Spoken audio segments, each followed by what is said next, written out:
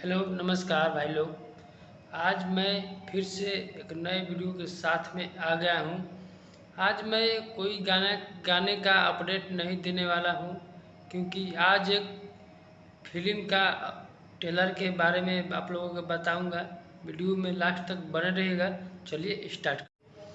तो फिल्म का ट्रेलर के बारे में यही अपडेट है भाई लोग की यश मिश्रा जी का एक फिल्म आने वाला है। उसका ट्रेलर 6 तारीख को सुबह में रिलीज कर दिया जाएगा। उस फिल्म का नेम है इंस्पेक्टर धाकड़ सिंह।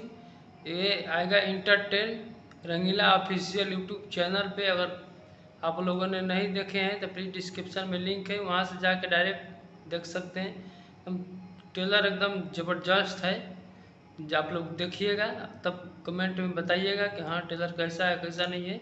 लेकिन एक बार ज़रूर देख लीजिएगा, एकदम बहुत ही ज़बरदस्त एक्टिंग उसमें किया गया है। तो मेरे निवेदन यही है, आप लोगों से अनुरोध है कि जाकर उस ट्रेलर को देखिए और अपना प्यार सारा धैर्य सब कुछ वही है। तो मिलते हैं नेक्स्ट वीडियो में बहुत जल्द ही। आप लोग तैयार रहिएगा।